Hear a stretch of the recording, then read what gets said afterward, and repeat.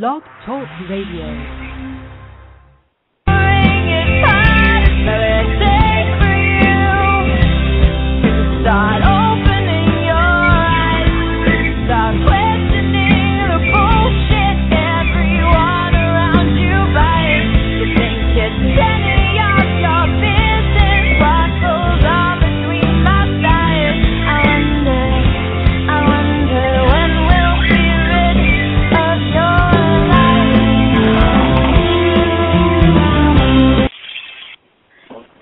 Hi, everyone, and welcome to the Pink Atheist. I'm your host, the Godless Vagina, and with me today is my co-host, who is now called the Antichrist.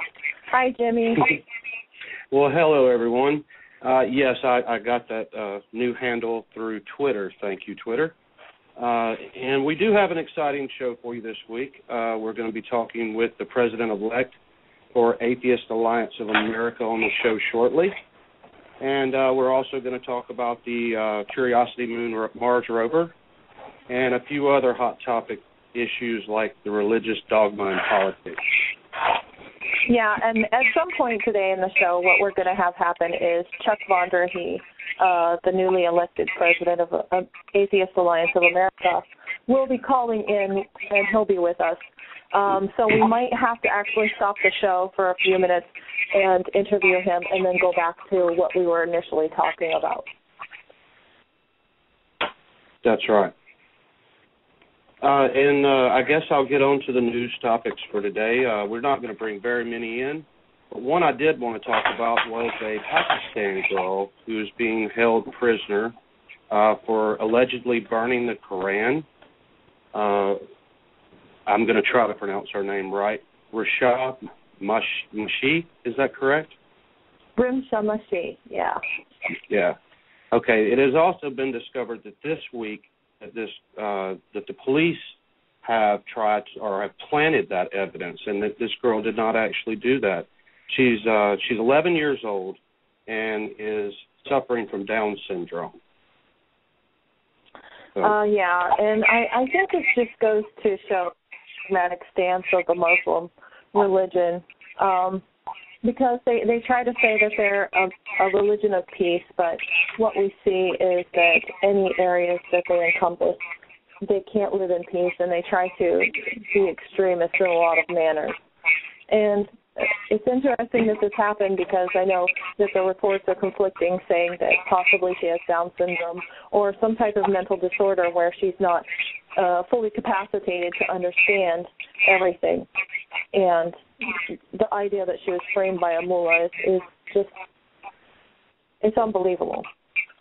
Yeah. It actually looks like, Rachel, that we may go ahead and go to Chuck before we go to the rest of our news stories and curiosity. So let's see. I do believe this is Chuck on the line. Oh, wonderful. Welcome to the Pink Atheist. Thank you, guys. How are you? We're doing real good. How are you doing, Chuck? Good. I'm a little bit harried, but it's settling down. Everything's starting to settle in some. Great. And we're glad to have you on the show today. We did want to ask you a few questions and then give you a chance to talk for a minute. Okay. First of all, what are your plans for the future of Atheist Alliance of America? Well, number one, we've got several areas of the country where we've got holes. Mobile, Alabama being one, and the whole panhandle of Florida. So we want to go ahead and expand the number of affiliates that we've got in those areas. Another one, surprisingly, that we've got a hole is Pacific Northwest. And I've already been working on a couple of places up there that we're going to be able to get. We've got one affiliate up there that's already working on becoming a full affiliate. So that, along with the individual membership, and also getting affiliates more involved with our day-to-day operations. Great. All right. Let me see. I'll go on to another question. What about? We're going to get into talking in a few minutes about not the president of AAFA, but the president of the United States that are the elects right now and their religious views. Do you have anything you'd like to offer in that? My own feeling, I have really done an extensive study on Mormonism over the years, and people that aren't familiar, even people that are Mormons, don't know that much about their religion. For the people that are listening in Mobile, I know that there is one book over at the West Mobile Public Library on the Mormons. Very, very complete book. It was written in the late 80s, I believe, and they attempted to block it several times. But one of the stated goals of the Mormon faith is to take over the country, to take over the government by coming in at the executive level branch. Looks like we might see that unfolding here. I believe we are seeing that unfold, and I'm glad you brought that up. Is there any other thing you want to talk about your presidency with the AAFA? Not a whole lot. I mean, I'm still trying to get, my feet settled on the ground here a little bit. We really had a great convention out here. I was going to try to grab Emmett Nutting and have him come up and get on with me. Unfortunately, he's getting on stage right now as we speak to talk, so there wasn't any way for Emmett to come and join us. He's such a great guy. I love him. We've just had some really dynamic speakers through the week, and last night we presented Richard Dawkins Foundation Award, for the Richard Dawkins Award to Eugenie Scott for the work that she's done for years. She's the national director for she's the executive director of the National Center for Science Education. She's the one that's responsible for really keeping the teaching of creationism out of the schools. I think Eugenie has probably done more of that than anyone else in the country. Just a real pleasure to be able to sit with her last night and talk. And, she's additionally an idol of mine, not only because of her work for that, but I am a huge Kentucky fan, and she was a professor at the University of Kentucky from 1973 until 1980. Interesting. How do you see this changing in your life? This is a big step, a huge step, and I'd like to congratulate you first of all, but then ask how is this going to affect you? Well, Jimmy, you know me already. You know that I don't sleep about 3 or 4 hours a night. The only change I see is maybe eliminating it completely. I don't know if I'm going to have time to do anything. No, it's not going to be that much of a change. It's going to be a lot of administrative work. It's all going to be done from my home. We only meet in person. The board only meets in person one time a year. But I also wind up, in addition to with AAA, we're also very active with Secular Student Aliiance as an organization, and I pick up a board membership on the Secular Coalition for America. So, as a matter of fact, I've got a board meeting I've got to go through with them relatively soon. So, it's going to kind of cut into the social life that I don't have to begin with, so that's no big deal. I may miss a couple of Friday nights that our Friday night big chill. But other than that, I don't really see that much an additional thing, except for it's going to be a lot of downtime on the computer doing a lot of administrative work. Cool. And we would miss you if we do miss you at those outings. And we haven't mentioned that, Chuck. You also have a position with us here at Mobile Atheist Community. Yeah, the president's position on that one, and I thoroughly enjoy it. I want to expand it a little bit more. As a matter of fact, I've already reached out to a couple of people down here. If nothing else, I want to get them involved with a webcast, a couple of the speakers that have been here. And they're rather, enthusiastic to do it, but they want to help support our local group down there. So, if anything, the position here is really going to help our local group. Great. And we're looking forward to it. Oh, good. I'm going to ask about some hometown news real quick, Jimmy. How did the movie night go last night? I did the football thing last night, but my understanding is the movie thing went off without a hitch and went really well. Okay, how'd football go? So football went well. Alabama won 34-14, so I'm going to just say that. That's the last of the Bama stuff. All right. Well, anything else you need to know? I've got a few more minutes here. All right, Rachel, do you have anything? Can you hear me? Yeah, Rachel. Okay. How are you doing? So, sorry, I'm trying to deal with background issues here, so I'm just being a little quiet because of that. Okay. So I wanted to ask, I know that Jimmy asked pretty much everything, but I know it's exciting and you're going to have a lot of, busy times and a very busy schedule this year. So you do plan to continue your effort with the mobile atheist community, though? Oh, absolutely. I don't see where this is going to be any conflict with my time or anything else there. Like I said, all this is going to do is require a little bit of travel. But most of the time, it's going to be administrative work that, Rachel, if you and I don't know each other, Jimmy will tell you, I think maybe 3 hours a night. And what I do is get up in the middle of the night and get on the computer. Well, all it's going to do is kind of reshift, I guess, the work that I'm doing on the computer. Instead of playing on Facebook, I'll be playing a little bit more into administrative type of things. So, but as far as the rest of my life, I don't see it making any impact at all. Okay. Wow. And I'm sure that you're having a great time there at the convention, especially with Dawkins. Yeah, well, it's a lot of fun here, and the nice part about it is the outgoing president is still responsible for this convention. So until we close at the end of tonight, he's still taking care of all the responsibility. I love it. I've been able to kind of sit back. The nice thing is I've been able to talk to a lot of the people. Richard Haynes, Brother Richard, for example, came up to me immediately and, Chuck, anything you can do, I can do to help you grow the organization, da-da-da-da. Richard and I have known each other for about 5 years now, and he was excited to see me come in as the new president. And immediately, offering any support he can do, even if it involves travel on his part or whatever to help us out. Richard, for the listeners on here that may not be familiar with him, Richard's also the one that runs the Atheist Next.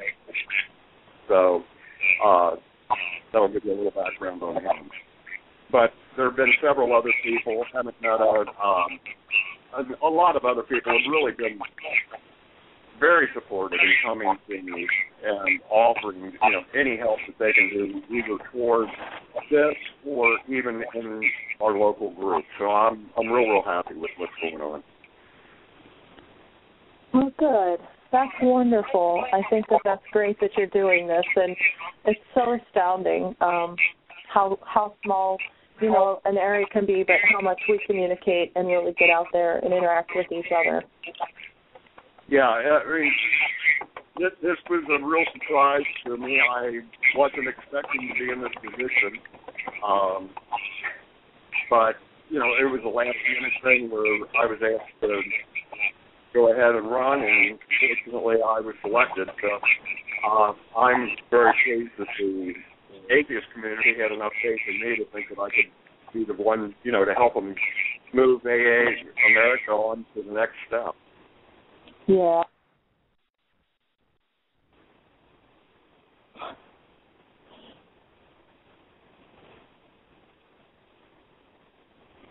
Did we lose each other?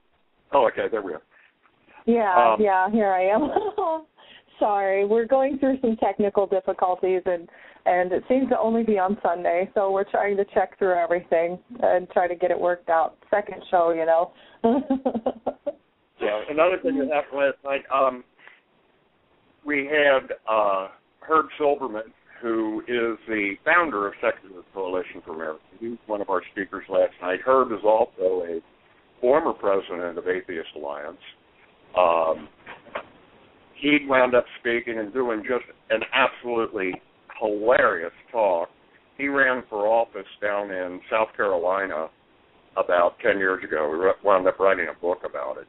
And he gave us a play-by-play and a blow-by-blow last night of what was going on. And at the end of the night, he even did a little Q&A, and the winner would get a door prize. Well, it wound up the door prize was one of his bumper stickers that was left from his campaign. Earlier in the evening, we had Jessica Alquist speak. I'm sure you're familiar with Jessica. A little heroine of mine. I just love that girl. She is such a brave high school student, and to be able to take the stance that she's taken, and to be able to deal with the pressure of, having the spotlight thrown on her. She was absolutely fabulous at the Region rally, in front of 33,000 people, got up and just gave a whale of a talk. Loved it. Wow. Another one that spoke last night was Edwina Rogers. Edwina is the executive director of Secular Coalition for America. They are our lobbying group on the Hill. And she's running, taking care of that right now. She gave a great talk. I mean, everybody yesterday was really, really good. We just really had fun. Today we had some great speakers. We started out with P.Z. Meyer early this morning. We had Brother Richard talk. We had Brother Christina. Gentleman that it was the first time I met him, Tony Penn, who teaches black religion courses over at, got to give me a second, I'm trying to remember which university it is. It's one of them in Texas, right outside of Houston, and I cannot, for the life of me, remember which university. Give me just a second here, and I'll tell you. But sure, anyway, he gave a great talk. What it was Greta. Rice University. We had an interesting thing this morning. The actual topic of this morning's talk is what the atheist movement can learn from. So we brought Greta Christina in. It was the LGBT movement. Then Tony came in, and he gave a talk what we could learn from the civil rights movement. And then Richard had been a evangelical minister for years and years before he finally came out. So he did, what the atheist movement can learn from the Christian evangelical movement. And all three of the talks were just absolutely fabulous. Yeah. Wow, those events are so wonderful. I really wish that I was there. That's awesome. Yeah. Well, I'll tell you what, I'm running a little bit out of time here. I just looked down, and I've got to get back, down to the convention center here. But It was great talking to you all. Jimmy, you have any other questions or comments or anything? No. We're still working through a few technical difficulties. Okay. I've actually had to mute out a part of this conversation. We believe it might be my phone that's causing the echo. But no, I'm glad to hear from you. I wished I'd have been with you this time. I was planning on going and things fell through, but I would have loved to have been there to see all this. Yeah, I'll tell you what, having to change travel plans because of the hurricane was a real pain, but it worked out. It's just I'm not looking for the 5-hour drive from the airport once I get back in tomorrow afternoon. I'm blowing out of here. I'm blowing out of here at 6:15 from downtown, and I probably won't even get back to my house until after 8 tomorrow night. So it's going to be a long day, but I'm getting used to those. Oh. Anyway, well, great talking to both of you. You guys have a great weekend. What's left of it, we have a great Labor Day tomorrow, and I will talk to y'all soon. All right. That sounds wonderful. Thank you so much. You betcha. Catch you guys later. Okay, take care, Chuck. Okay, bye-bye. Bye-bye. All right, great talk with Chuck. I'm glad to get him on here. And the line is now better, so I have to say that I'm very happy now. All right. Well, back to our news because it actually folds into the next caller. We're going to do our weekly thing like we discussed and talk about the Curiosity rover on Mars. And I planned on doing this every week just to kind of give people a little rundown on what it's doing. And this week it did just about the same as last week, where it's moved around 70 feet during the week. That report came in Thursday.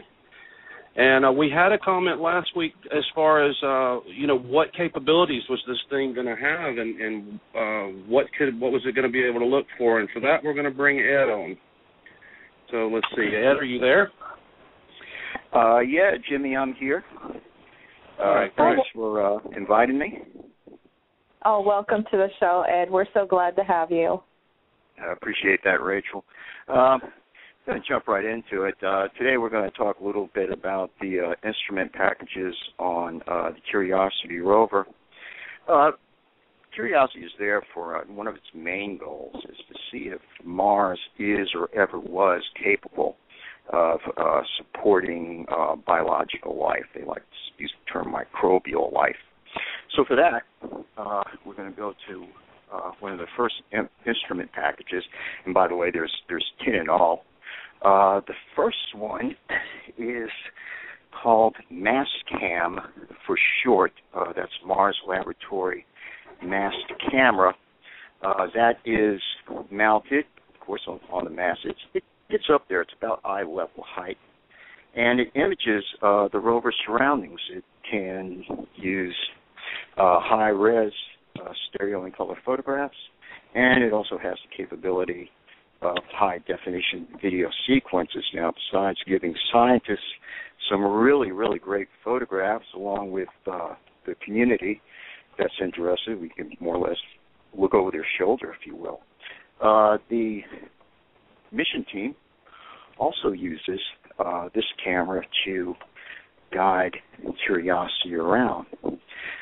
Next up, number 2 on this list, is the Mars Hands Lens Imager. If any of you out there are familiar with geologists, they always carry this little magnifying glass around, and they just love to pick up rocks and scrutinize it with this little magnifying glass. Well, this is about the same thing. This is on the arm, the robotic arm of Curiosity, and pretty much that's what they're going to use that for. Moving on to the third. Let me flip a page here for a moment.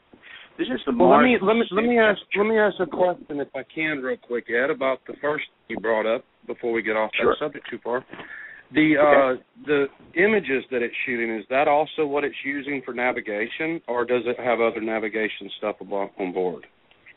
Well, that's actually in the engineering aspect of the rover and not part of the science aspect of it. But just to give you the short answer on that, Curiosity uses a variety of navigation cues. One of those cues is also coming off the Mars orbiter that it's also at this point using to relay data back here to Earth.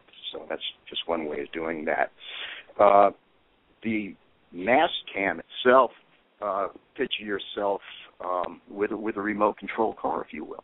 But you're not outside with the car. You got a little webcam on it, and you're running around, and you're looking at it on your monitor. That's pretty much a very good analogy of what the MASCAM is doing for the mission team as far as being able to direct Curiosity where they want it to go. Also, remember, there's a pretty good time delay, so you'd have to wait. I think it's something like 8 minutes, but I could be wrong on that. So you get about maybe 16 minutes for you give it a direction. It goes through the sequence of carrying out that, and then it relays back a confirmation to you that it's actually doing that. Hope I answered that question there for you. Yeah, that was what I was wondering, if that's how it was using, or if you knew of a navigation system that it was using.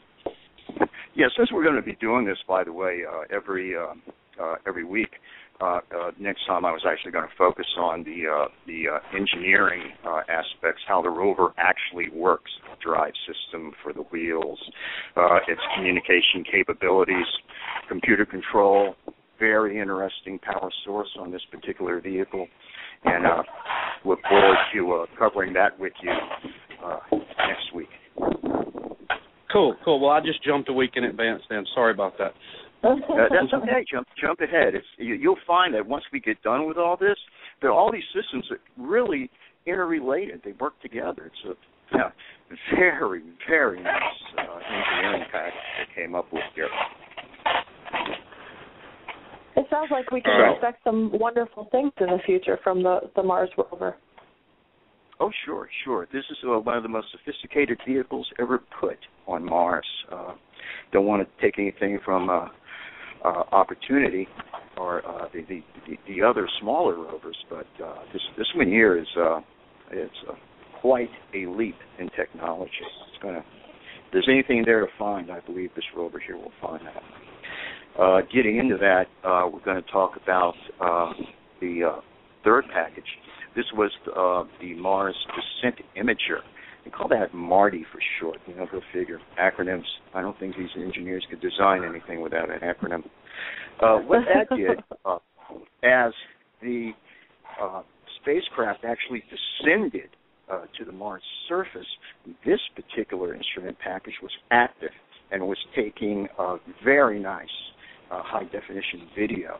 And what that did, once the rover landed, it was secured on the land and separated from the sky crane. Engineers at JPL could better establish this exact position on the surface of Mars and see if it had reached, verify that it had reached its landing site.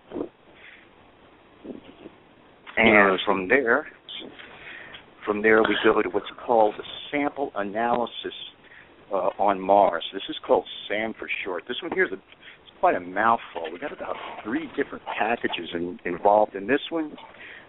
These instruments are really in the interior of the Curiosity rover. That's where your analysis is going to take place. For example, if the robotic arm scoops up some soil, it's actually going to be depositing that sample in one of 3 scientific analyzers that will be able to analyze these samples on the spot and transmit that data back to JPL where they can further scrutinize it. See, where was I? That's SAM. Next up is ChemMin. That is Chemistry and Mineralogical Instrument. And that pretty much is mounted on its robotic arm. It will gather instruments. It uses X-ray diffraction and fluorescence to analyze individual elements that are present in rock, soil, or, ice. Might run into some ice out there. You never know. Yeah. So I did have a question about this. As far as what they're looking for, I know that in the past we've had experiments where they've tested the soil and that they're looking for life of some form. So as far as that goes, are they looking for prokaryotic life? Are they looking for DNA, RNA, TNA?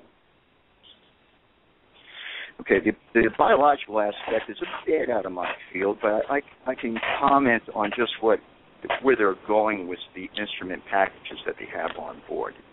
It looks to me like they're looking for a basic structure of the basic, if you would call it, building blocks of life, carbon, hydrogen, oxygen, things of that nature. There's also some mineral compounds they're looking for that are consistent with, let's say, lava flow, or consistent with a body of water, let's call it a river, that is depositing sediment in such places. When that happens, those minerals go through a change, and you can detect that. And that appears to be what Curiosity is really going after here. It's just the groundwork, if you will, the foundation. Is it possible anything ever existed there?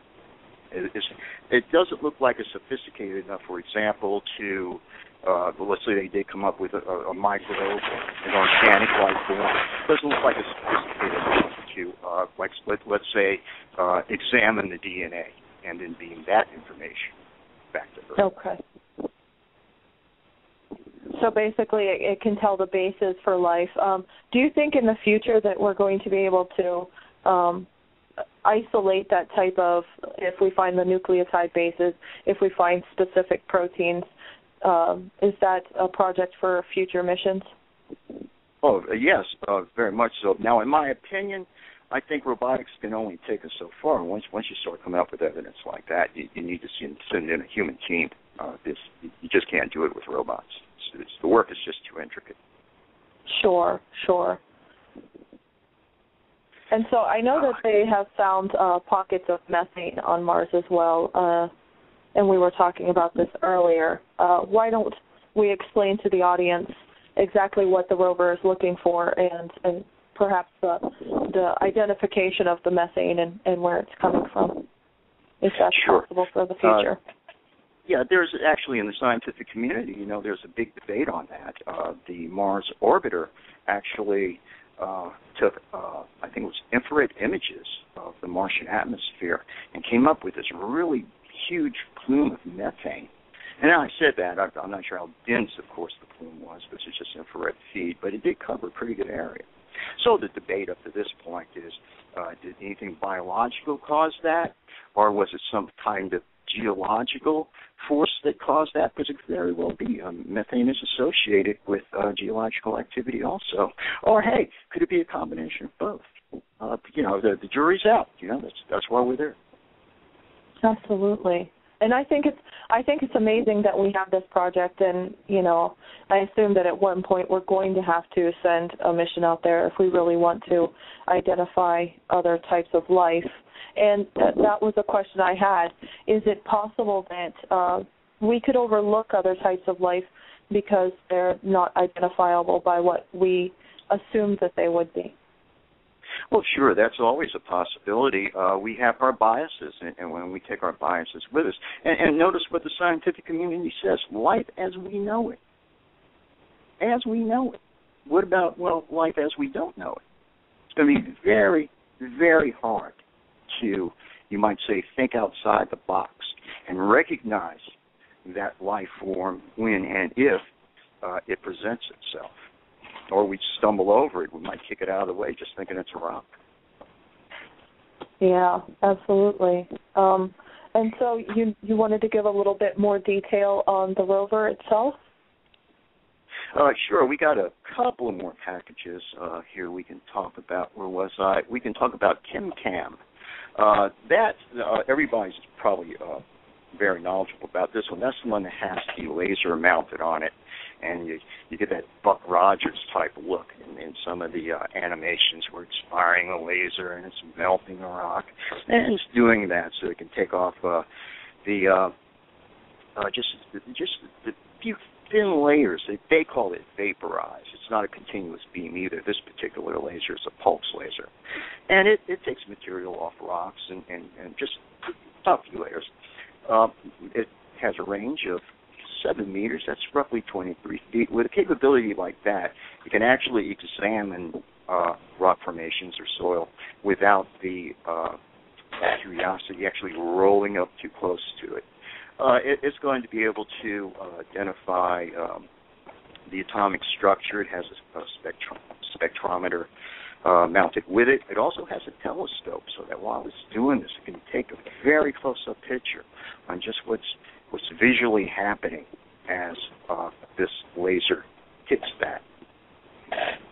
And so I imagine they're going to use that when they get up to Mount Sharp and take a look at that, those geological formations there. Because some of them, I seriously had a curiosity to be able to get right up on, so they can use this as a remote detector analyzer.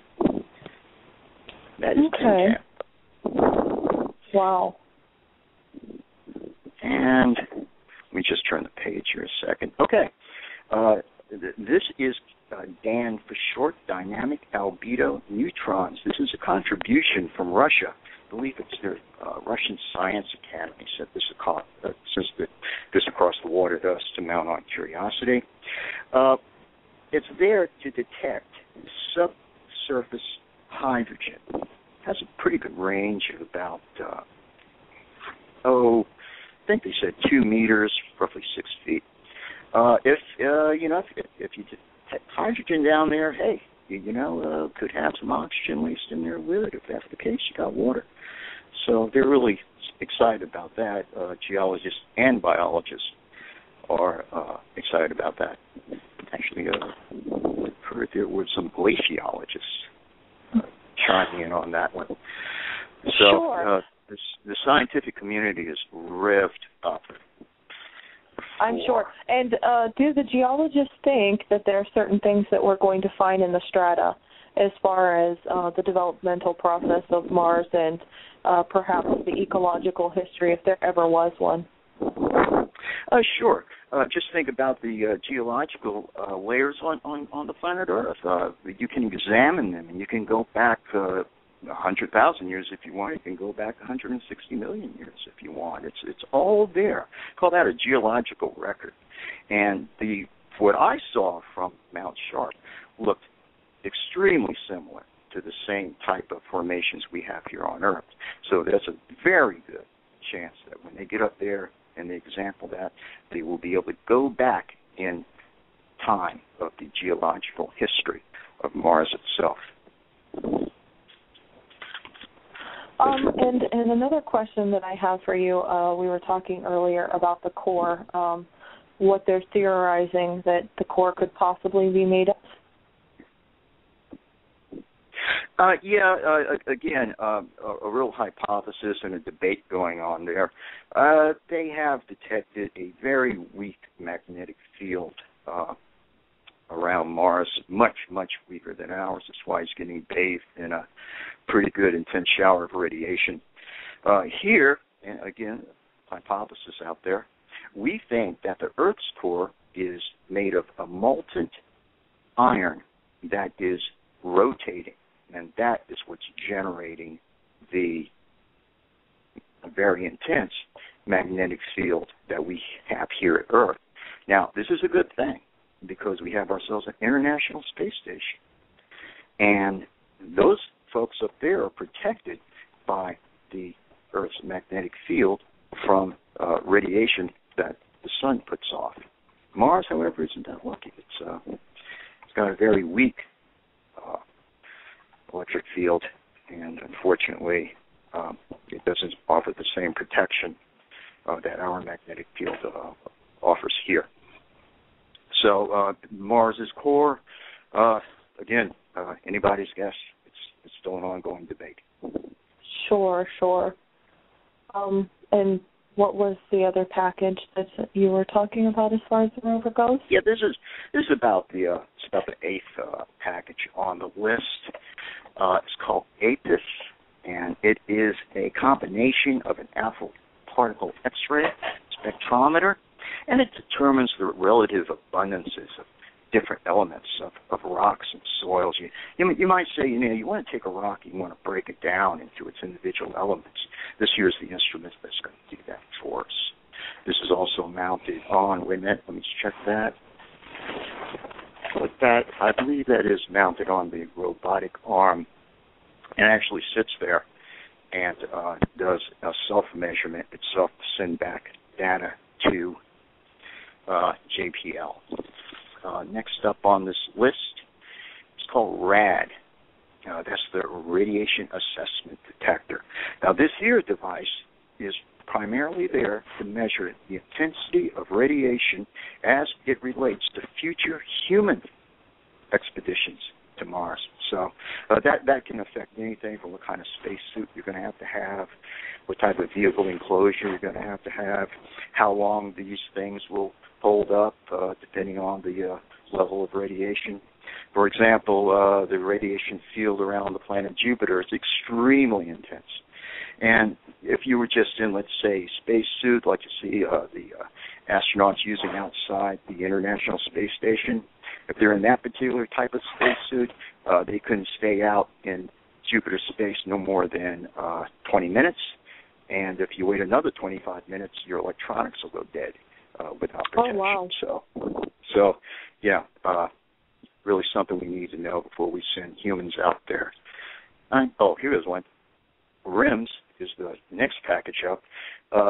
Again, actually, I wrote on this, man. This was going to be my entire presentation. You believe it? Okay. The RIM stands for Rover Environmental Monitoring Station, and that's just a long way of saying it's a weather station. It's going to monitor weather parameters, the same weather parameters we monitor here on Earth. You're going to have wind speed. You're going to have humidity. You're going to have temperature. They broke temperature actually into two different sensors because they wanted air temperature and ground temperature. And they're going to measure also ultraviolet radiation. And we measure all that here. If you go out to the Weather Channel website, you look up there, and there goes the UV index. Of course, all Egypt's low, medium, and high. I would imagine that the Curiosity will give up more detailed information in that area. So that's it. Wow, that was the last one. Okay. Anything else? Any other questions? I have a question about the UV levels as far as that goes, because I know the atmosphere on Mars is not equal to the atmosphere here, obviously, but what is the likelihood of toxic levels of radiation for humans in their exploration of Mars? I mean, I know we know it's not. Go ahead. I'm sorry. Go ahead. I was going to say, I just know that it's not the levels of other places, but what are they assuming now that it is, and what's the likelihood of it being toxic? Unfortunately, those chances are very good. Mars's atmosphere is less than 1% as far as pressure as ours. So you're going to really get some UV content going on there, even though Mars is actually further away from the sun than we are. And if you look for UV content here on this planet, a lot of it's associated with people going to the beach. They want to get that perfect tan. Well, you consult that UV index, let you know how much sunscreen you want to use that day, because different levels, or I should say maybe different spectrums, and there's three, I think, with ultraviolet light. There's ultraviolet UVA, UVB, and UVC. I think we're kind of familiar with those. The one you want for the tan, I believe, is UVB. And the others, they'll either burn you, and one of them can give you skin cancer if they're out there long enough. So that's our concerns right here on this planet. So you go to an alien world where you do not have at least the protection we have just to walk around outside without sunscreen on. But notice if you lay on the beach, you need it. Yeah. So. Yeah, and I know, studying biology, I know about UV waves and long waves and short waves and how it can damage the DNA. So that's why I was asking, because even if they're wearing suits that are protective, is there a limit to the potential of protection? Because I know that intense amounts of exposure, you can have some leaching through and some unintended DNA damage, which could ultimately become cancerous. So that's a possibility. I remember stories from astronauts on, let's say, the Apollo mission. They talked about it on Gemini also, and in the space shuttle. But when they sleep, they get these sparks in their eyes, or these streaks, and they came to find out that those was actually cosmic rays shooting through, hitting various parts of their optic nerve. And the optic nerve responded to it by showing them these spots, if you will. So there's that concern, because there's a greater degree probably of cosmic rays on the surface of Mars. And one thing I'm actually concerned about is where they're looking for microbial life, past or present. Okay, this radiation goes down maybe I'd say 2 meters. There's a little bit of conjecture over that. You know how some people say, it's only 1 meter. Other people, it's 3. But the fact of the matter is, this radiation tends to want to sterilize. In fact, we use the same principle here when we send our meats through ultraviolets to get rid of extra bacteria that we don't want to turn up at the dinner table. So my basic, I'm kind of scared that, we're not going to find anything unless we get deeper than 6 meters. I'm sorry, deeper than 2 meters. So I hope that's not the case. And that still won't stop us from looking back into Mars's history, looking at its geological strata, and seeing if water ever was there in abundance. That's separate. But I was hoping we could go deeper, but you got to crawl before you walk. Well, and I'm hoping in the future we can find some form of extraterrestrial life. And I know that one of the great things that we'll face is a debate about the origin of that life, whether it was terrestrial and accidentally went with the rover, or whether it actually is extraterrestrial. Yeah, that's true. That's going to be a big debate. If you want to see how that happens, because it's very, very hard to inject a instrument into an environment that's never been there before. I would imagine that a lot of people could argue today, for all the probes that are already there has to have been some microbe that hitched a ride and is now laying somewhere on Mars ready to be discovered. And we discovered, that's from here. There you go. If you want to get into what we're doing today, the Russians are down at Antarctica at Lake Vostok. It was about under 1,500 meters of glacial ice. They've tunneled down to it. They say they're ready to break through. This is a very good example of introducing a probe or an instrument into an environment that hasn't seen the light of day or even experienced atmosphere or surface atmosphere for about 150,000 years. So it'll be very interesting. Watch and see what they do. See how if they can pull it off. They can make a mistake and bring something along with them.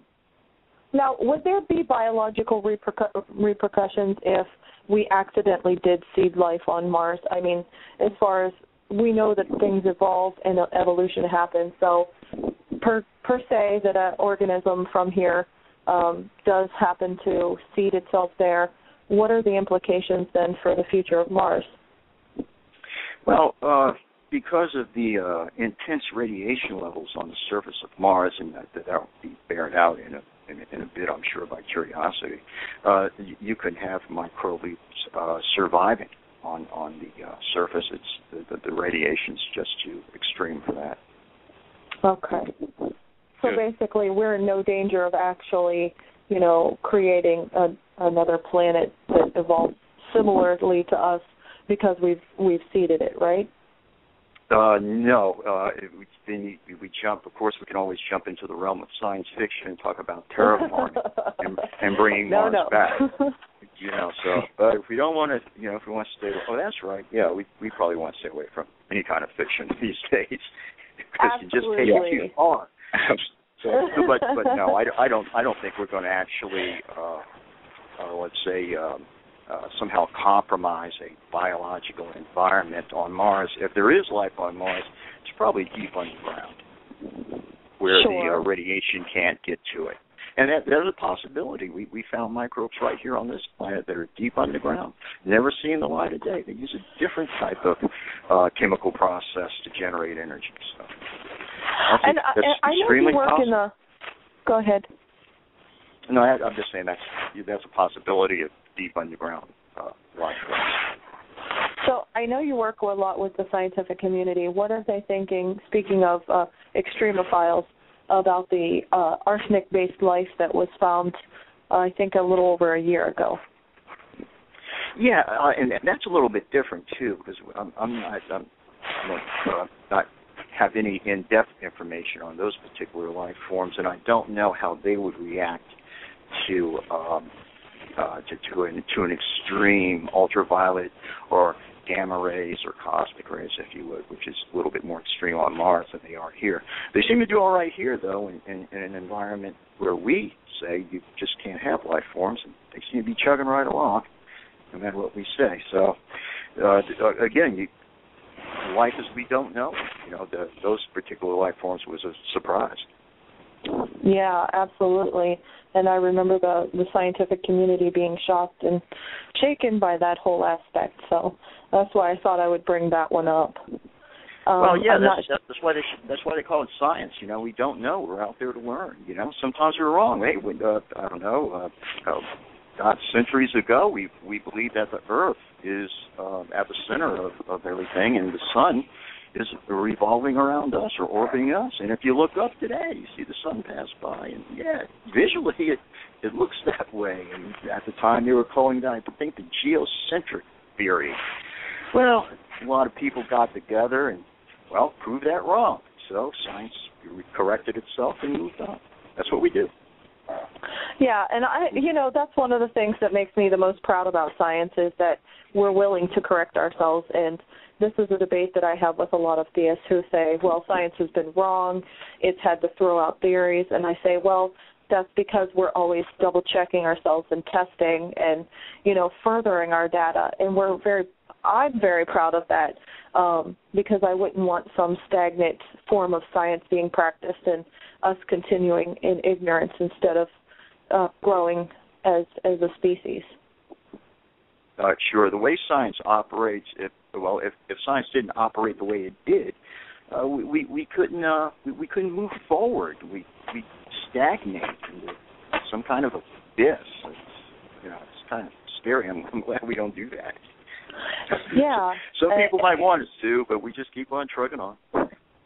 Yes, we do. Yes, and I think that's great because if we were like religion and didn't change and upgrade, and for them it's been 2,000 years, I think that by now we would see a lot more human suffrage and problems, and we definitely wouldn't have rovers on Mars or satellites or cell phones. So I'm very proud of science. Oh, sure. We wouldn't have any of the amenities that humans today take for granted. In fact, some humans on this planet simply don't have those amenities yet. Over in Asia, you have a pretty good population of people that do not have electric power. That's all through Africa also. So we have a ways to go on the engineering standpoint and getting up some infrastructure in some of these countries that really need it. Yeah, I agree, and I think that one of the things that we need to do is really subvert religion's influence in politics and everything, and we're going to be talking about that here soon. But so that we can, as a species, move forward and help in places like Africa, improve the quality of life as well as the quantity. Yeah, and when we go there, I see communities, religious communities all the time trying to raise money so they can send a delegation to Africa. If you want to go there and put some infrastructure in for those people, you want to provide them some water, you want to provide them some sewage capability, that is a lofty goal, and I applaud them for that. But, hey, leave your Bibles at the house, okay? You can't be reading the Bible and putting in a pipe at the same time. Come on.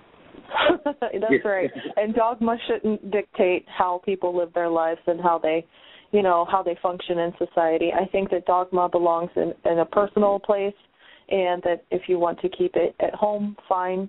In your church, fine. But when it causes death and violence and destruction, then you have to reassess the value of the dogma.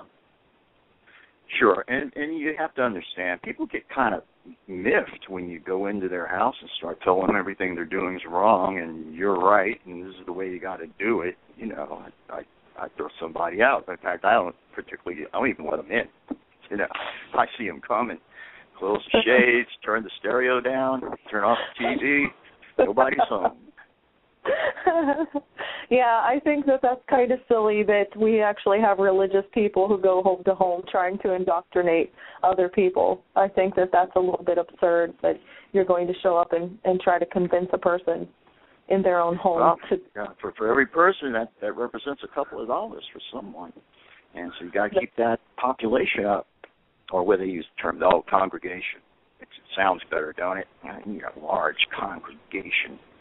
God loves you and he needs your money. And money seems that love. to be... Don't forget the money. Yeah, absolutely. And money seems to be the absolute driving goal of religion. I think that a lot of religions have been designed to help, control people, control the populace by giving them that slave mentality and telling them that they should be slaves and be good to their masters, and the masters are the ones ruling with the religion. So. Yeah, it's sometimes I was looking at a story, I think it goes back to the 15th century. A monk called Martin Luther, he actually started, I think they call it the Protestant Reformation. And he found out, because, this guy was a devout Catholic. He was into it. He joined one of the most strictest orders in Catholicism. So he goes to Rome, visits the Vatican, and come to find out, in Catholicism, there's these 16 things you absolutely have to do to get into heaven. Along the lines of those 16 things you have to do, the Vatican figured out they could charge for it. So if you had the money, you could just basically give them a fee, and they'd mark off one of these 16 things you had to do. So if you just kept on, you'd end up, theoretically, paying your way to heaven. Oh, my goodness. Really, yeah, it's funny, man. You talk about getting in on the ground floor of a con. Wow. I couldn't have dreamed that up in a million years. I'm not that low. Got these poor people out there throwing their money at them so they can get one of these deals checked off so they get just one step closer to heaven. Yeah, and do you know that actually in ancient Egypt, that's how they did the Book of the Dead. Initially, it was written for rich people, but when they figured that they could make a lot of money off of it, they started making it for the populace in general. So if you wanted to get into heaven, you needed your guidebook, which was the Book of the Dead. Sure, so it's like that through all types of religion, some extreme types of religion. Even in this country, I think we had an Islamic movement here with the African American population. To join that, you had to give up all your worldly goods. That would include the deed to your house, your bank account, and listen, don't forget that car. Come on now, going to heaven ain't easy. You can walk to work. So, and don't forget to turn over that paycheck, and we'll tell you what to wear and what to eat. And, if that don't make you happy, I don't know what will. Fact, absolutely. I'm itching to join right now. All you have to do is be a slave. But that's pretty much human history and religion, and it's kind of funny because or not funny, I should say, is when you do look at human history and then relate what happened with religion, you get a lot of warfare that's in the name of religion. Yeah, absolutely. For some reason, Christians and Muslims have a real passion for the city of Jerusalem. And they tore each other up trying to claim it. Oh, yeah, and actually, that's actually one of our topics today was religion and politics. If you want to continue with us, be more than glad to keep you around. I know that we wanted to talk about the different dogmas of the vice president and the presidential hopeful and his vice president hopeful-elect. And I know that Romney is a Mormon, and we were actually looking over his religious views as well. And one of the things that I found was interesting when I was reading up on Romney's religious ideology was that not only do they have their magic underwear, which I find fascinating. I know, I smile male. every time. I can't even read that without cracking a smile. I think of Me either. Religious undergarments is, I think, the term they use. Yeah, and it's amazing that he's a grown adult male, and yet I've been told you can literally see them under his suit, that he believes full-heartedly that these underwear have these magic powers. And to me, it's astounding that people would want to elect a man so driven by religion that his undergarments have to reflect that. Well, I notice he's not putting himself in position to prove any of that using his own body. So maybe there's a little reason in there somewhere after all. One way he could prove it is simply take a walk across an interstate one day, a busy one, and let's see if he can get across. Yeah. You know, if he got across that, I'd buy that underwear. There you go. Let's get some evidence. Yeah, really. Right. Well, Ed, I was going to say, Ed, we've got another caller that's actually been on hold for about an hour, which may actually have a question for you too. So, I would like to put you on hold and maybe answer another call and continue the topic that we're on now, and perhaps this caller will want you to come back on. So just hang tight for us, okay? Sure will. All right, Ed. All right, Rachel, before we bring the next caller on, do you want to do a little build-up to what we were going to talk about? Yeah, I was just saying that along with Romney's magical underwear, I know that were we going to go on to the presidential religious ideologies, or did we want to take the question for Ed? Well, I'm not even sure if it is a question for Ed. We've just got a couple of callers that have been on hold for the entire time with their little exclamation points. So. Okay. Well, why don't we talk to the callers and see what their questions are, and we can go from there. All right. Welcome to the Pink Atheist. Oh, my gosh. Hello? I was not totally... Okay, hold on. Sorry about that. I was not expecting to be thrown on the air like that. Okay. Jimmy, you can't do that to me, man. You've known me for too long. It's Carlos. Okay. I know who this is now. Hello, callers. How are you doing? Doing well, man. Doing well. Actually, I was particularly listening to Ed really closely because, I study physics at Florida International University. And I'm a big giant space nut. I even have a shrine full of Legos, the space Legos and everything else. So I do whatever I can to find out more and more every single day. And one of the things that I wanted to touch on what Ed was talking about, and maybe even ask him a question. Well, we can bring him back on the line if you'd like. Would you like us to bring him back on so we can all talk? Yeah, that's not a problem. I guess it'd be great because him and I would probably have a good idea of what we can throw out there as far as something I may not have covered. So. All right. Well, Ed is back on the line now, so. All right. Hey, Ed, you there? I am here. Hey, Ed, how you doing? My name is Carlos. How are you? How are you doing? Appreciate you calling in. Doing great. I've been patient. I love to not just talk, but also talk about important things such as the Mars rover and things of that nature. One of the things I wanted to touch on that you briefly, touched on was the whole terraforming idea. And you happen to throw out the venture into the world of science fiction. And my question is to you, if you don't mind me asking, what is your title? What is it you do directly? You dropped out on just that last little piece there after science fiction. Could you please repeat that? I said, what is it that you do? What is it that you do exactly? What is your title? If you don't mind me asking. What do I work at? What do I do for a living? That's what he's asking. He's asking what your title is and what exactly you do for a living.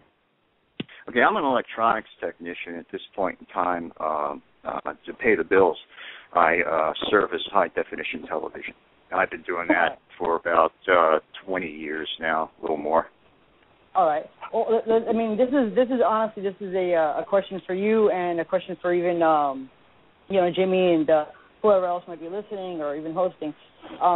To think that at any given point that we talk about science fiction, let's be honest, throughout history, everything at one point was science fiction.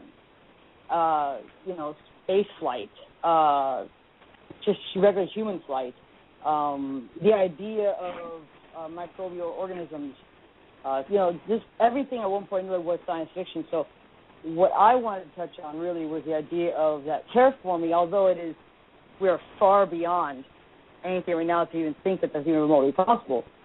To completely dismiss the idea, in my opinion, is something that we should always kind of just keep in mind that, anything's possible. I'm sorry. No, it's fine. So don't ever like to dismiss things because you say the world of science fiction. I'm not scolding you whatsoever. What I want to bring out there is that, everything at one point was in fact science fiction. I mean, hell, we have all these movies and books. I mean, starting off with a really good idea of, H.G. Wells' The World of Worlds. Things like that is currently science fiction. Now, the idea that maybe one day something along those lines, hopefully not, at least not catastrophically, happens, then it's no longer science fiction, and now it's become actual reality. And that's the wonderful thing about science is I see that the advancement has allowed us, through booms only, though. It only happens in booms. It doesn't really happen at a slow pace. To where science fiction becomes reality. And I think that, in my opinion, as long as we keep our heads looking at that science fiction as a possibility, not dismissing it, don't you think, you yourself, you're probably a lot older than I am, you've seen science fiction become reality, yes? Oh, sure. I was a little bit glib before about terraforming Mars, and that's a monumental feat. We simply don't know enough. There are too many variables involved. You have to know something about climatology. You have to know something about geology. You have to know something about planetary physics, and we're working at that, and we're learning more every day. But we're not even close to controlling in any kind of environment on any planet. Notice we're not doing such a great job right here on Earth. As far as all the more reason why science fiction is concerned, we turn science fiction into science fact all the time. For example, the late Neil Armstrong in 1969, by putting his foot on another celestial object, turned spaceflight from science fiction into science fact. Even the way that the rover Curiosity was landed on the planet using a sky crane, essentially. Before that had never been done before. And when it did that and did it successfully, again, science fiction turns to science fact. So, but we wait for the facts. We're not going to start speculating about science fiction, and that's, I think, really what I meant about that, is we have to get there first. No, of course. If I can jump in here real quick, guys. Carlos? Yes, ma'am. Okay, so I just wanted to say, as far as terraforming and as far as right now what we're looking at, I do understand what he was explaining, because when it comes to life, you have to have certain environmental factors. Now, Mars is probably lacking some of those on the surface. So what he was saying and explaining is that we're looking below the surface where there's potential for difference in environmental factors. We can always hope that science fiction turns into science fact, but in order for an organism from here to survive, it would have to be an extremophile or an event in the environment which made it more likely for it to survive. So I understand that. And I'm the last one to say anything is impossible, trust me, because I very much believe in science and our capacity as humans to invent and be curious beings and achieve new heights.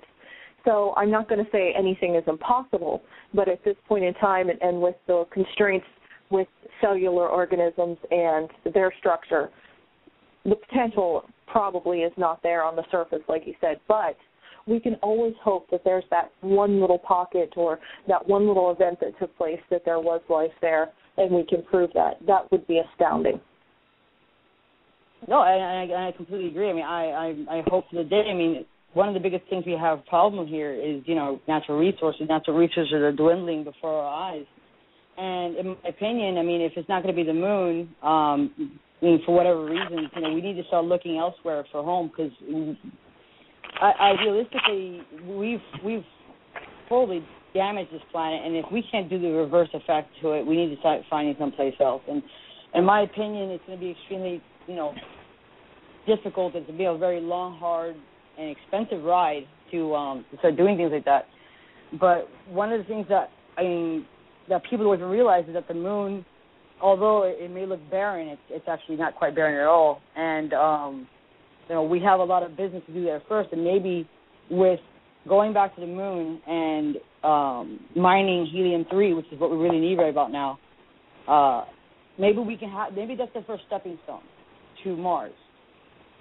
And sure. if you know, do you mean, are you aware of the concept of what I'm talking about as far as helium-3? What was that? I am, yeah. I've heard theories on that. Okay, well, right now, somebody else want to take I think it was March of this year, in Los Alamos, Texas, they successfully made a non-destructive 100 Tesla magnetic field, something that we've been working on for well over 50 years in order to sustain nuclear fusion reactors, which we have not been able to do because of course, technology and, the science isn't right.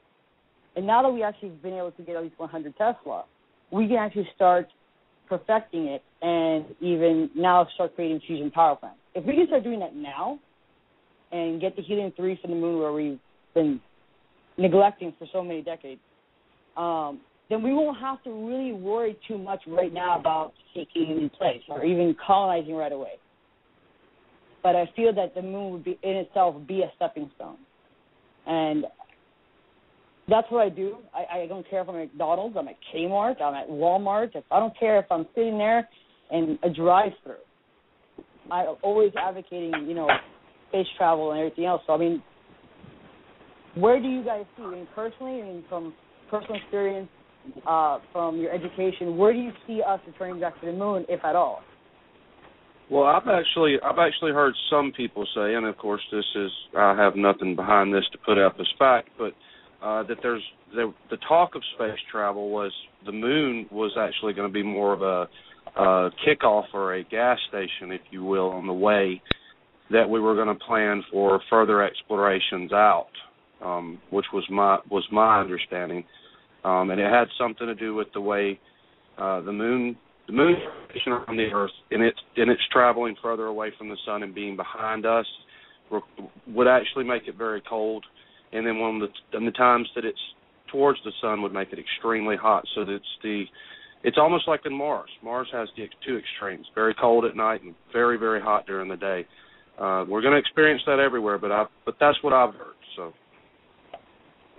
Well, my biggest concern right now, and we look at Venus and we look at Mars as two entirely different planets, and it's actually what we're doing to both of our.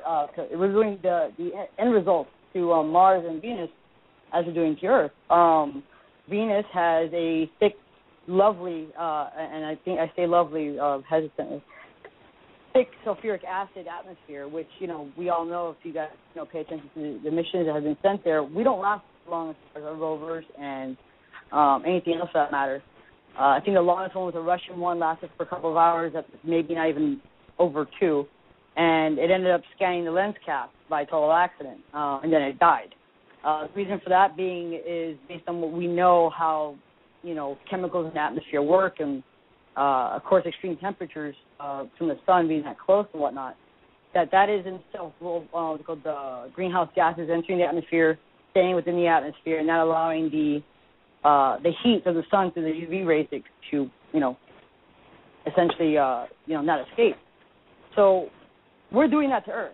And if you look at Mars doesn't have an ozone layer, which is again something else that we're also doing to our planet. So it seems like we have a lot more business out there than just a gas station. And more importantly, we really can't do much if we're out of power, we're out of resources. So we need to look up, and I tell everybody, if I tell you something and you can pass it on to the next person and you made them that much more aware of the situation, then do it, because we're running out of time, in my opinion. People think that there's this is actually the thing I love the most. I live down here in Miami, Florida, for those who don't know. Every single time I advocate science and space missions, the exact same response usually comes about. We have problems down here that we need to fix first. And in reality, by venturing out into space and finding out more about these other planets and even getting the technology to look at these other planets, other technology will will transform itself, or even older technology will come back and maybe even work its magic into creating some kind of new tool for us to use to better our world. Carlos? Yes. Okay, I'm going to interrupt you here because I want to just talk to you. So here's the thing, about our planet. It existed well before us, and I truly believe it will exist long after us if we keep going this direction. The planet is not so much in danger as we are. We are the ones expending the resources. And just like one of the things I learned about evolution is at one point in time when cyanobacteria, were existing solely on the planet, oxygen was toxic to the environment, and then terrestrial life began to grow and use oxygen. But at first that was toxic. So you have to understand, this planet has existed before us. It existed before the environment was right for us to be here, and the potential existed for us. And somebody said it on chat, and I'm just reverberating it. This planet will go on without us. It just won't have the same atmosphere, the same terrestrial life, the same organisms. If we destroy this planet, it will probably evolve somewhere else. I mean, there's organisms that could live through pretty much anything. They can take high levels of radiation, not as high, obviously, as Mars has, but higher than we're used to. So I think that we're the ones in the dire situation because we don't pay attention to what we do with our resources. However, that we're not at a critical mass point. I know CO2 levels are rising. I know that the glaciers are melting, and we are facing global warming based on a few things: volcanic action, gases that are being released from the planet, things that we're doing. But we're not at critical mass at this point. And trust me, if we ever reach the CO2 levels that used to exist on the Earth, humans won't be able to survive that. It's not possible. So it's not that we need to so direly find another planet. We need to utilize our resources the right way and work with our planet, because it doesn't matter what else we struggle to do. If we can't exist here, the likelihood for us to exist anywhere else in the universe is even less, because we evolved specifically to this environment. People get this, they have this mindset that this environment is perfect for us because of some being or because of some situation. No, every principle, every part of your body down to the cellular level has adapted to this planet specifically. Oh, no, and I agree. And let me be straightforward. I mean, you have not, to be honest with you, told me anything I really don't know. And the idea is that we obviously, even if we have 100 years on the planet, it will take well beyond that for our body to evolve as it should have over a longer period of time. And unfortunately, since evolution takes hundreds of millions of years, billions of years to evolve and change and adapt to our environment, hence the word adapting, you have a pre-existing situation, and we became what we are based on that situation. But you're right. The planet will go on. The planet will go on. The universe will go on. Our existence is irrelevant. It doesn't matter. But it is our existence that makes us want to do bigger and better things. And although, yes, we have bacteria that exist elsewhere, 400 billion stars alone in the Milky Way galaxy, probably like 1/5 or 1/6 has terrestrial. Yeah, that's perfectly fine. But my problem is us. I mean, my concern, obviously, the planet's going to go on itself. It'll hit its reboot button like it does every single time. Okay, that's one thing about Earth, that it's really well oiled. If it wipes out whatever's doing damage to it, it does, and then it moves on to the next phase of its life. But I personally, as a father, I want to be able to have a planet left over for my son. And I want him to enjoy the nice clean air and not have to walk around with a mask. Sure. So with that being said, yes, I reiterate your point that we need to spend our resources wisely and stop squandering them and everything else. We may be out of time for that. And we can't sit there and wait till the last seconds where we can't breathe any longer to say, okay, guys, let's get our asses in here. Excuse my French. We have to start looking at the opportunities out there. Let me see if I get you correctly, Carlos. So what I think you're trying to say is that we are damaging the Earth much faster than we can repair it, and that we need to do something to look to the future. Yes? Absolutely. Absolutely. And because we don't know how much time we have left. I'm in agreement with that. we should be looking for both options. We should be looking for an improvement of our own, or at least to sustain life for just a little bit longer. Okay, and based on numbers I've seen, we're looking not even 100 years. We're looking like we can't even breathe on this planet past year 2080. But that for me, obviously, for people like you and I and everybody else, we're older now. We probably won't even live that long. But for our kids and our kids' kids, I mean, this is a beautiful planet. I would think that they want to experience the same thing we experience. Yeah, absolutely. Well, I would encourage you that if you would do this, please. Go and find the Pink Atheist fan page and like it, and share the information that you have that you're using to do this. Just because everyone that's listening to this conversation really needs to see both sides of the argument. So if you do, of course. Yeah, and I'd love to continue this discussion on there as well, because we should be talking about it. And us as atheists, knowing the value of life in our planet and the resources that we have, we should be advocating caretaking this planet for the future, and instead of going with the dogmatic stance of it'll be here because some great deity will float down and save us all. Yeah, I 100% agree. And unfortunately, you know what? There's 5% of us. I mean, globally, if you want to look at a global number, we need to start, knocking some sense or finding a way to relate to theists, like atheists, or even agnostics. Or even just secular, theists themselves have been able to understand and take a stance on it as far as science and how it's a huge thing for us, and how, I guess the best words I can use are from Carl Sagan, a lesson in humility at every turn. Yeah. So, I think if we can just knock some sense, it'd be good. Yeah. Callers, if you would, I'm going to ask you to do the same thing as we did for Ed. If you'll stay on the line and listen to the rest of the show, we're going to answer a few more calls, and perhaps one of them may want to talk to you, and we'll possibly bring you back on. I'll try to give you a little heads up this time. How about that? Thanks. No problem. Yeah, absolutely. Sounds good. All right. Thank you, Carlos. All right. Thank you. All right. We've got a few more. Let's take another caller. Sure. Welcome to the Pink Atheist. Hey. How's it going? Pretty good. Hi. This is Mark. Hey, Mark and Stephanie. Hello. I kind of realized that after you said the second part of that. How are y'all doing this evening? Wonderful. We just got done with a swim and been listening to the talk on global climate change and the things that are stopping us from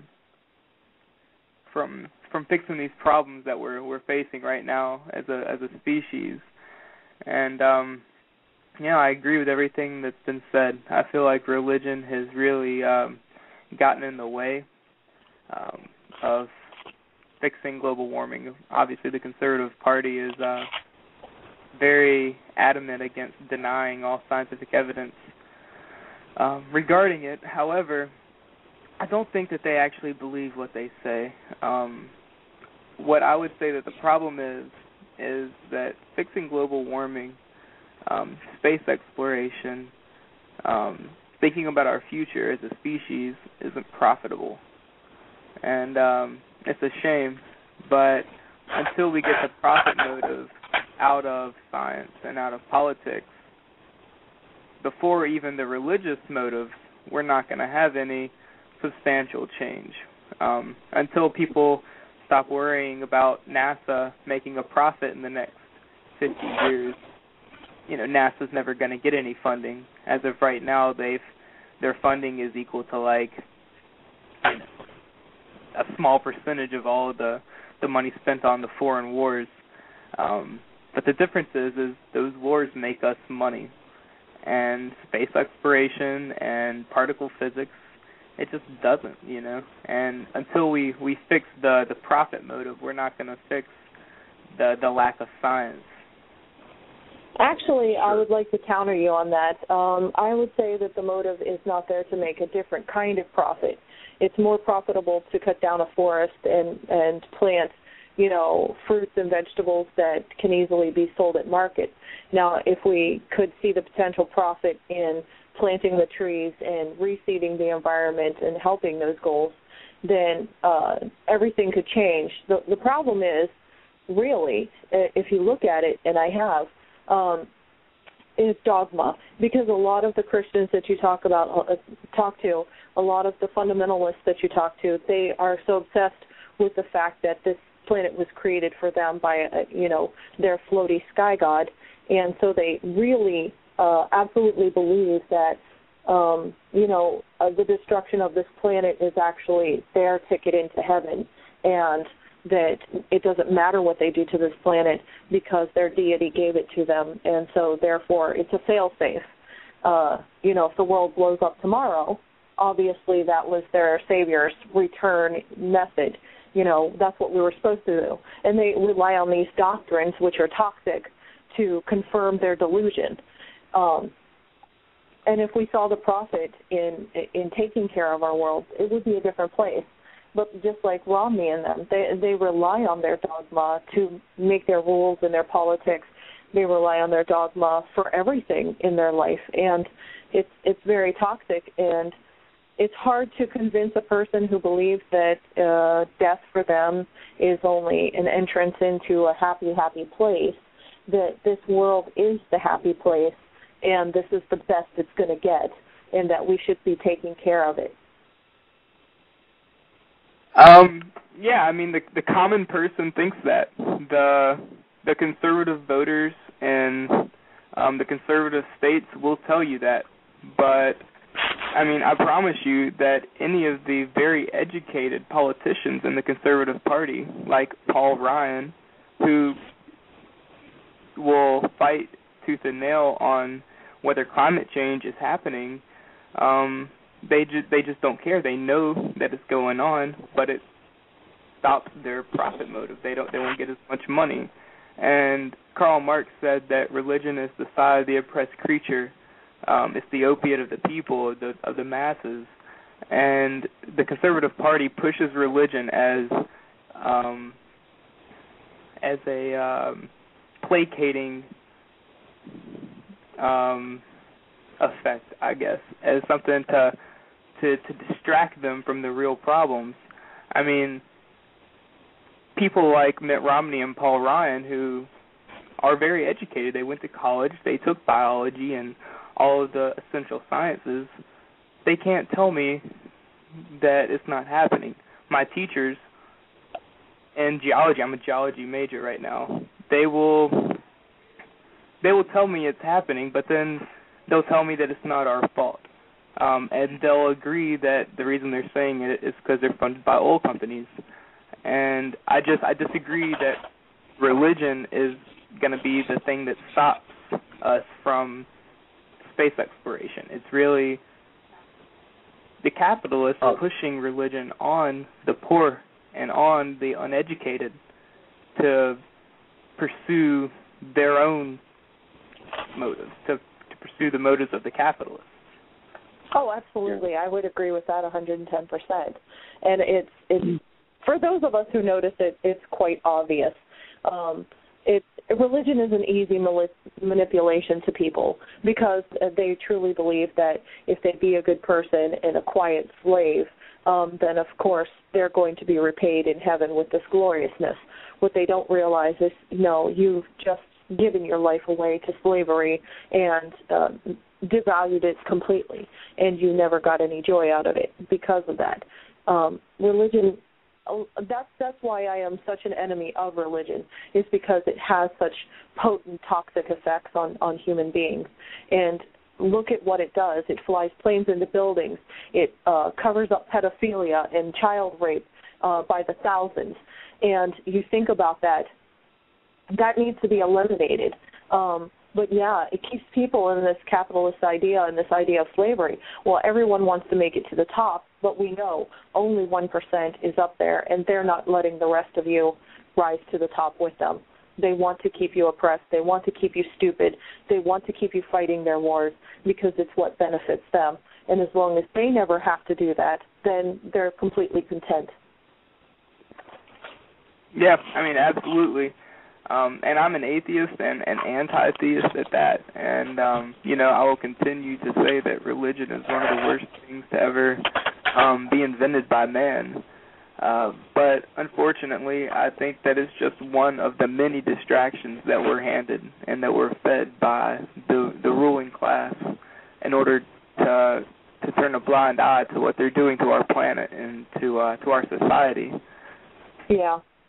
I agree. I tell you what, Mark, given the fact that this is the first time you call in, and I understand Stephanie's on the phone as well, for those that don't know, I know that both of y'all are in the mobile atheist community as well.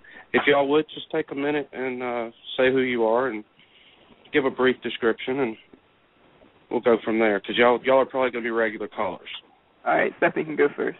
Hey, I'm Stephanie, native of Mobile, Alabama, a feminist, humanist first feminist because we are in the struggle and in the oppression, an environmentalist because this is the only earth that we have to live on. There is no afterlife, which explains why I'm an atheist. So we have to take care of this earth and the resources, and we need to spread awareness. I think that's my big activism motivation, is spreading awareness to people who are working classmen, which is the majority of the race. And if we could only get together and work towards the same goal, which is surviving as a species, I think we'd all be on the same page. Absolutely. And again, I'm Mark. I was born in Mobile, Alabama, lived in Pittsburgh, Pennsylvania for about 3 or 4 years. During that time, I became a liberal and an atheist. And since I've been back in Mobile, I've become active in the Mobile atheist community. Stephanie and I both are on the board, and I've also become very active in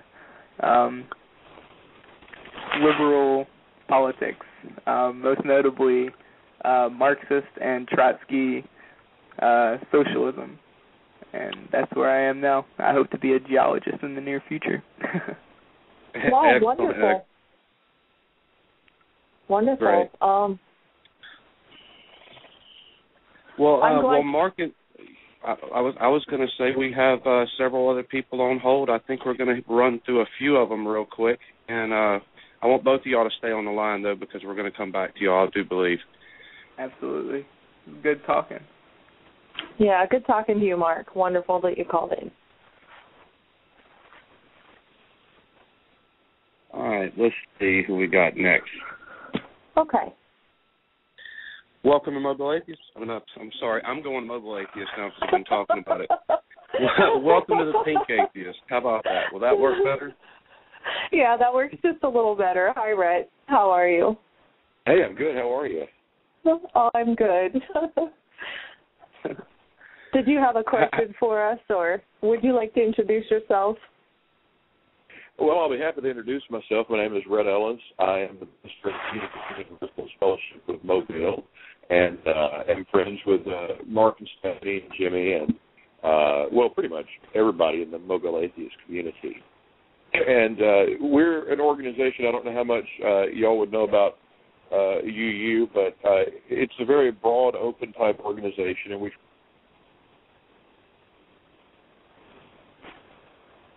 Did we lose him? I think we're losing him. Oh, no. Oh. Well, Rhett, we can't hear you, so I'm not sure where you are. Yeah. Let's go ahead and take another caller then. Sure, sure. Welcome Hello? to the Pink Atheist. Hello? Hi. Hi. I have a question. Okay. What would you like to ask?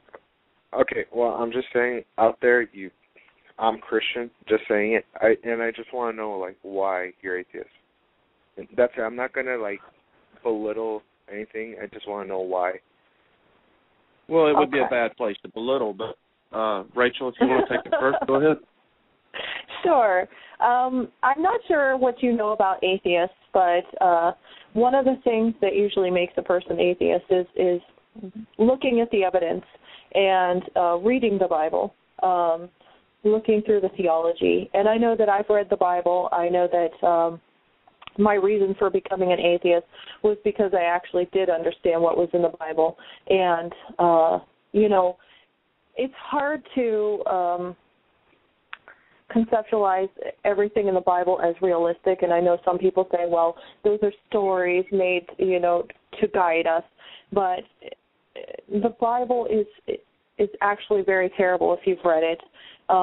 It's very sadistic, and it actually was part of the reason that I became an atheist, because I couldn't rationalize that there could be this deity watching over us who could let human suffrage happen as much as it does, and rape and violence and murder and all of this. And now you might say, okay, well, there's supposed to be a devil, but I don't feed into an innocent God who could create a world, create suffrage, create a counterpart that's the devil, and have power over him and still be innocent of what's going on this planet. And there's no reconciling that for me. So I'm an atheist because not only is there not evidence for any of the things in the Bible, but I'm apathetic to the idea of there being a deity who could create what we see in the planet around us. Okay. All right. Well, I guess I'll take my turn. Is it fine Go ahead. to express my own opinion? Absolutely, absolutely. You're welcome to come on and express your opinion. Sure. Well, I just feel that we made the world horrible. God gave us free will, yes, to sacrifice our sins, but we made the world horrible the way that it is. It wasn't His doing. That's what I believe. Well, first of all, it's just you're by Satan, but yeah. First of all, you would have to establish that we do have free will. Yeah, I would say that we possibly don't have free will. So that's something you would have to. I mean, if you want to actually argue the point, you would have to bring proof. I'm sorry for that, but atheists always ask for proof. I'm sorry, but we do need a little bit of it. Well, and I want to chime in here. Okay, so you say we have free will. Free will would be I get to make my own decisions, okay? So if I have free will, then why am I not living in Trump Tower, flying a jet, and, not working for a living but just laying on the beach all day? I mean, free will means that you have the potential to do anything, make any choice. And if you look at your life, the choices that you will ever be presented are limited, and that's just rationality. We all know that there are consequences to bad behavior. So most of us with rational minds choose to not do bad behaviors. But the amount of other avenues that are afforded to us as far as choices in life are not that many. And one thing I would challenge you to do as you go through this next week, and you can feel free to call us back next week and talk with us, is look at your life and the choices that you're given every day and see how many of those are abnormal or extreme, and see how many of those are very mundane. Because in your life, you're not likely to come across a man who's going to hand you a bag of money. You're not likely to do something so absurd. Yeah, but that's from the free will of others. I'm sorry if I interrupted, but yeah, that's no, from the free will because, of others. Free will says that anything is possible, anything. And that's just not true. That's not even logical. Well, even if you want to propose that it's just the free will of choice, and I'll jump out on them and tell you that, okay, I'll accept it. Maybe you're saying that it's only the free will to make a choice from a certain thing. I challenge you to show that you could have made a different outcome. I challenge you to say that if you'd have chose something different last week, if you'd have chose to eat a peanut butter and jelly sandwich one night instead of a ham and cheese, how that would have changed the outcome of your life. You cannot prove that we have free will is the point. There's no way that you can prove that. Well, we can't prove that evolution or the Big Bang Theory is real either. Actually, we're working on that. So just hang tight on that. But I wouldn't be so condescending to start. I'm sorry, but those could be the questions of how instead of the questions of why.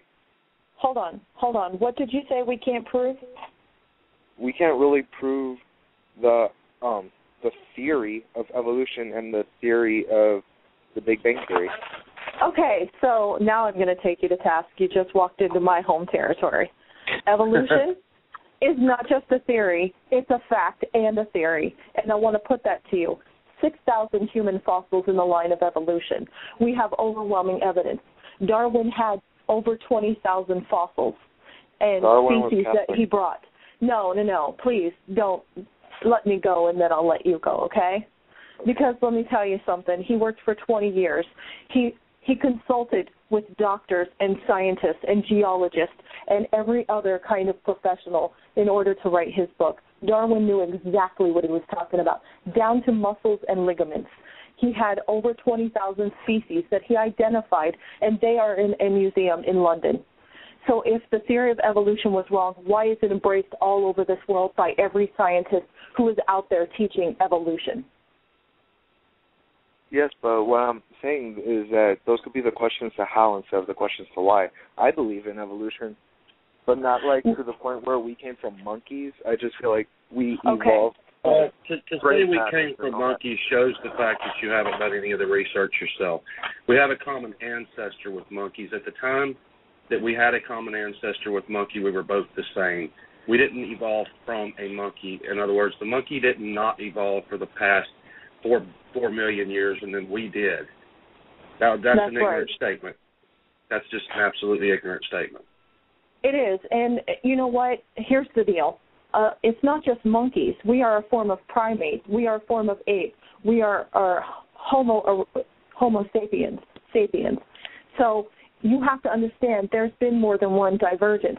We diverged from the common ancestor with chimpanzees about 6 million years ago. We can trace our ancestors back to about 3 million years ago. We have the fossils that show the evolutionary line.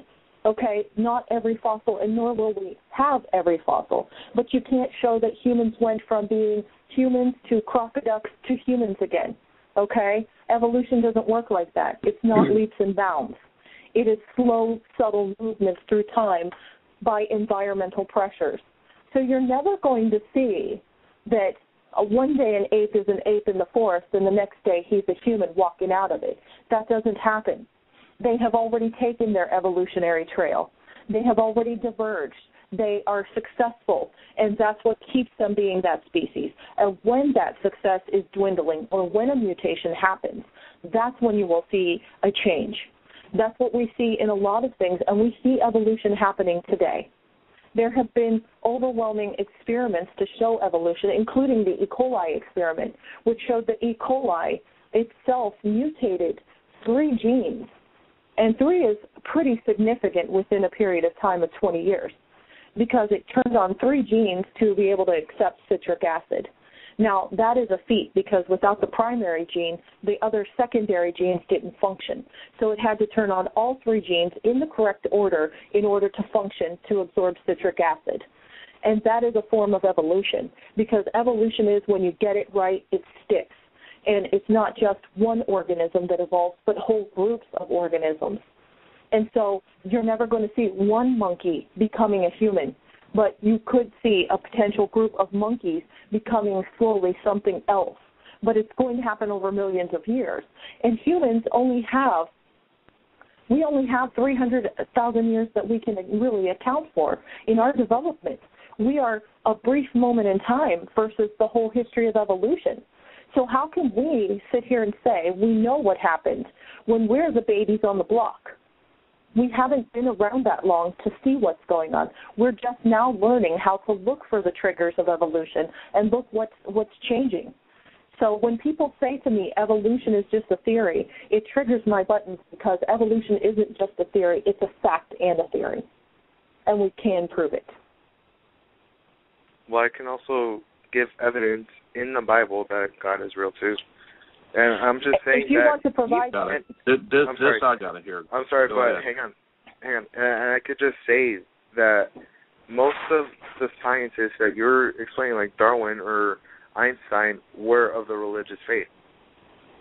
No, absolutely, Darwin was not. And some neither was Einstein. Huh? Einstein Darwin was an atheist. Catholic. Darwin wasn't an atheist.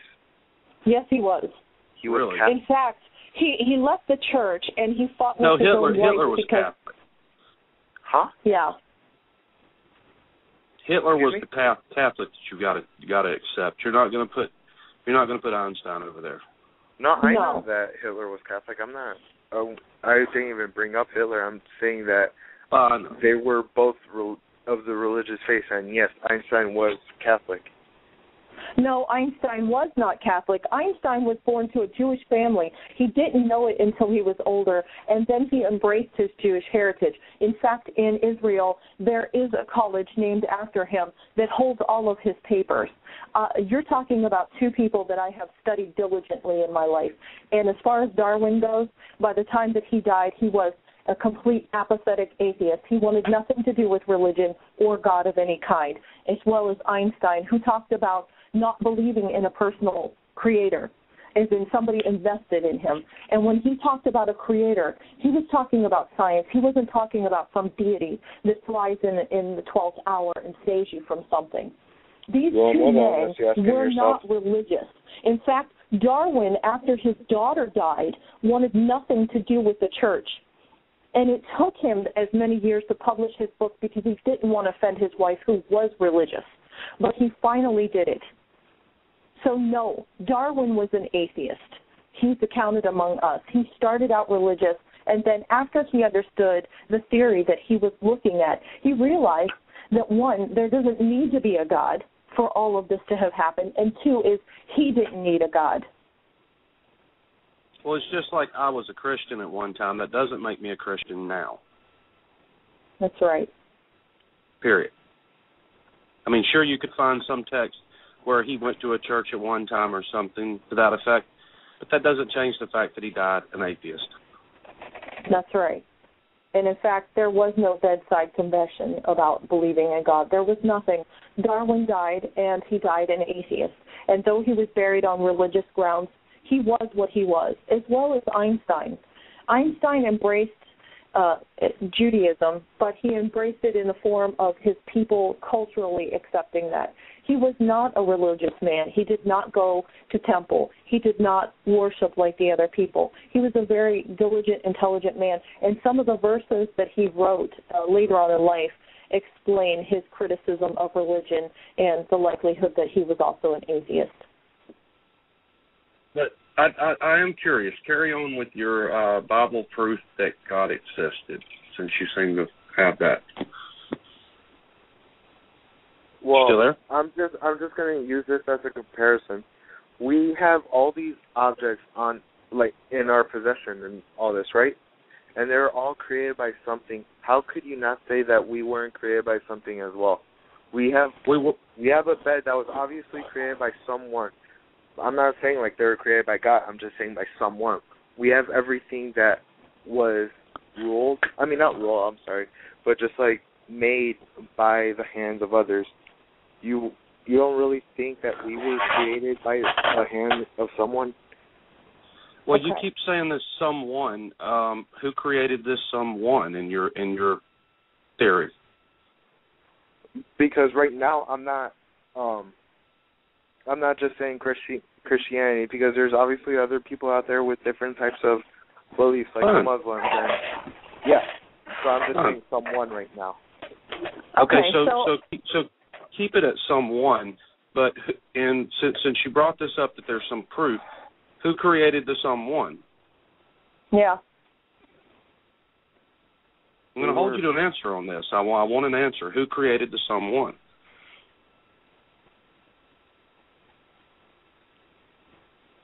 If something can't come from nothing, then your creator can't come from nothing to create himself to then create everything. So either something can come from nothing or nothing can, and then your creator can't exist.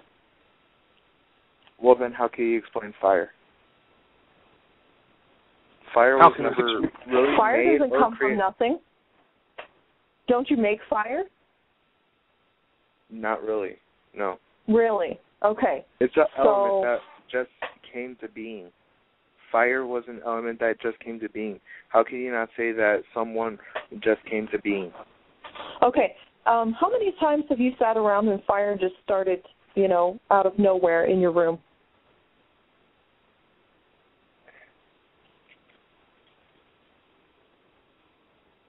How many times?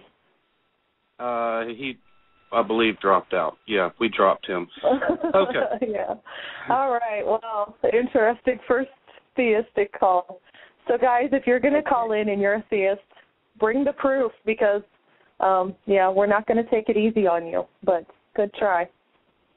All right. Well, we have a few minutes left. Let's take another caller, and we'll probably have some comments on that call. Hang on. Sure. Welcome to the Pink Atheist. Hello? All right, let's put that one back on hold. Let's go to the next one. Okay. Welcome. Hello? Okay. Hello. Hello?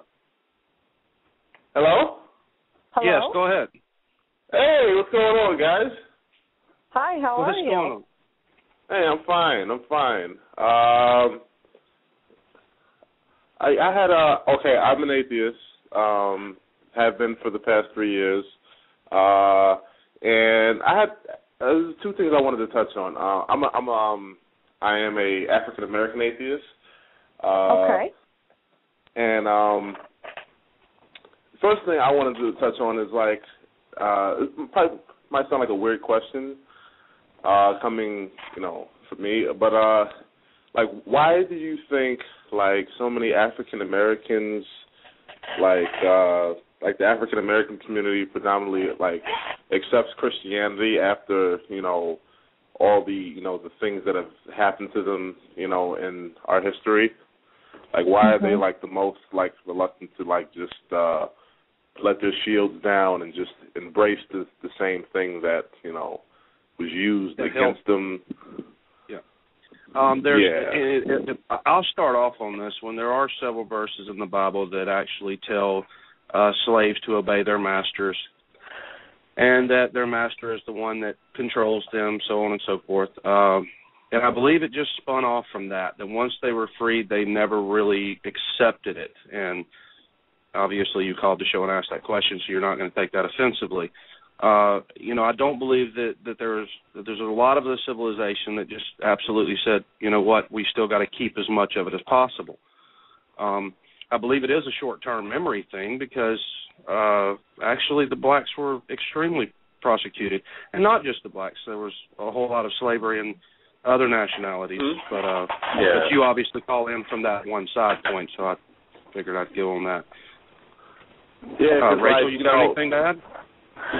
I have a lot to add here, actually. What do you got to say, Rachel? Huh? Yeah, you give it to me, Rachel. Okay. So here's the deal, okay? What better idea for humans to embrace than the idea that if you suffer in this life, that in the next life you will be basically a king. You're going to have all of your needs met. You're going to live wonderfully. It's all going to be great. So this is the thing that keeps many people enslaved, but unfortunately for the African nation, they said slaves over here to be literal slaves.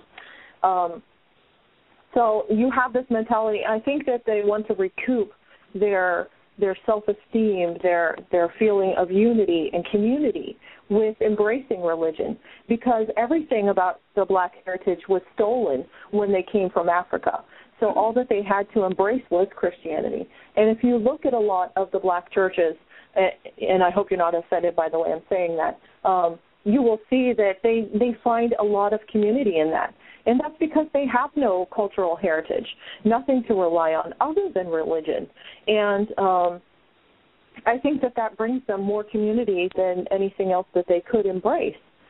So, of course, they're going to embrace it as heartily as they can, because what else can they do? I mean, they don't have anything to rely on. They can't relate to people in Africa. They can't relate to anyone else's nationality. So they have to deal with what they have. And, of course, it makes people feel good to have that kind of community to stand by. And I think that's a lot of the reason that people don't leave religion is because the religion provides some form of community, even if it is shallow and vindictive and toxic. It provides them something so that they don't feel alone. And humans, we're wired to be community individuals. We're wired to interact with each other. So religion has found its place by seating itself in there, and by playing on human insecurity. So if you keep people insecure, you'll keep them coming back because you can promise them more security, and then of course make them more afraid. And so I think pushing the fear, So I think that's a lot of why the black community has such a problem with religion being so embedded in it.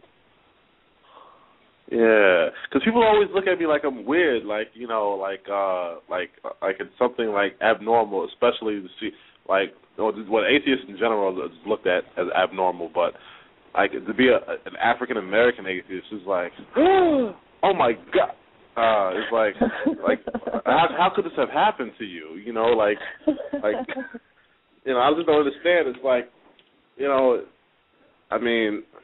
trying to explain that to my father, and he's like a minister, and he's out on a corner with the bullhorns on Sunday and passing out the pamphlets, and it's like, it's kind of ridiculous. It's kind of embarrassing, right now, but, and it has changed our relationship, significantly, but, it's just one of those things you just learn to deal with over time. Hopefully, things will change, and, but, it sucks. And a second thing I wanted to touch, I'm pretty sure everyone's heard about this, the Atheist Plus, I guess the upgraded atheist, whatever that's supposed to mean. What's like what's the distinction between how do you make the distinction between an atheist, Atheist Plus, and humanist? I don't understand. I'm trying to make sense of all this stuff, and it's kind of complicated. I always thought that you're an atheist, you don't believe in God, that's it.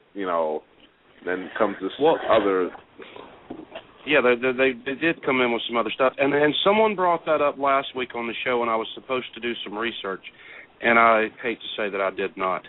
I'll look into that this week, and maybe we'll have a little bit of a topic on it, because I do know I've seen some stuff about an Atheist Plus post and so on and so forth. I'm not sure which one you're talking about, but we'll look into it. It might be an interesting topic. I do have a question for you, though, if you don't mind. Yeah, sure, shoot it. I love questions. Great. Have you found the reception from atheists to be good? You mean what, in person, or social networking, or Well, obviously, we brought up the discrimination part of this with the religion, and you saying that it's not accepted by the black community for you to be an atheist. Now, how has the atheist community accepted you? I think the atheist community, I don't know what I would do without them. It's like becoming like a new family. It's